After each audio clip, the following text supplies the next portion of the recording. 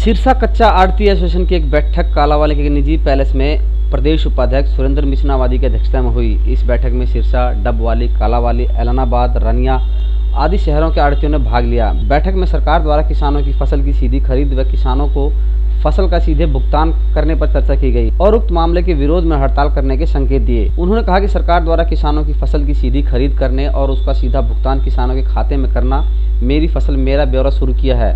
आढ़ती जिसका कड़ा विरोध और बहिष्कार करेंगे। उन्होंने कहा कि सरकार के फैसले के विरोध में आढ़ती एकजुट हो रहे हैं। इसी विषय को लेकर कालांवाली में बैठक का आयोजन किया गया है। सरकार के उक्त फैसले से आढ़तियों का कारोबार ठप हो जाएगा। उन्होंने कहा कि किसान मजदूर पर जब कोई आपदा आती है तो सबसे पहले आढ़ती ही उसकी मददगार साबित होता है, परंतु सरकार उनके इन रिश्तों को समाप्त करना चाहती है। इसके अलावा सरकार पंजाब के किसानों को हरियाणा में फसल बेचने पर भी शर्तें लगाकर उनका रिश्ता खराब कर रही है, जबकि नियमानुसार देश का किसान अपनी फसल कहीं भी बेच सकता है, लेकिन सरकार ने इसके लिए अनेक शर्तें लागू कर दी गई हैं, जो कि निंदनीय है। कालांवाली से चांद सिंह गुर्जर की रिपोर्ट। हरियाणा प्रदेश स्टेट अनाज मंडी एसोसिएशन। एक बात और जो इस मीटिंग के अंदर विचार हुआ, प्रधान जी ने भी बताया कि सीमांत इलाकों के अंदर जो पंजाब के किसान हैं, पिछले देश आज़ाद होने से पहले यहीं गेहूं बेचते आ रहे हैं। हमारी मंडी के अंदर, डबवाली के अंदर, कालांवाली के अंदर, सिरसा के अंदर 1905 के लाइसेंस हैं। देश बंट गया, हरियाणा, पंजाब, राजस्थान बन गया, किसान तो वहीं हैं, उसी मंडी के साथ ताल्लुक़ रखते हैं। लेकिन आज तुगलकी फरमान आ गया कि आप यहाँ से निकलो, आप हरियाणा में या पंजाब में बेचो।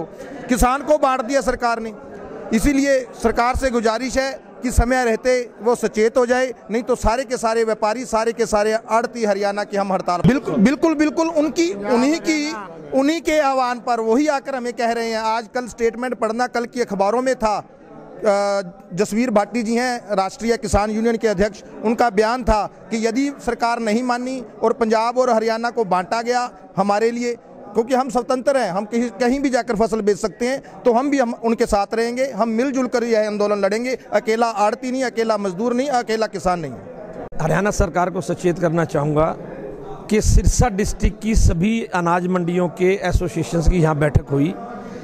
सिरसा डिस्ट्रिक्ट ने सामूहिक रूप से जो सरकार डायरेक्ट पेमेंट टू फार्मर, ई खरीद पोर्टल को लागू करना और सीधी पेमेंट किसान को करने की जो चेष्टा कर रही है, ये लगातार 7वीं फसल है और हर बार हम लोग जो हैं उच्च स्तरीय वार्ता के द्वारा इस समस्या का समाधान करने का प्रयास करते रहे, परंतु अब आर पार की लड़ाई के लिए तैयार हैं।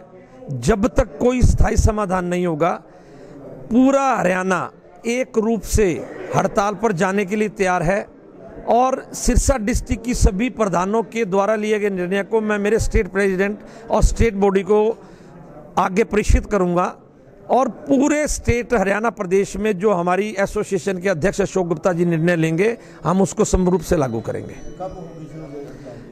लगभग सोमवार के बाद कोई भी डेट अनाउंस हो सकती है, चाहे वो 25 है, 26 है।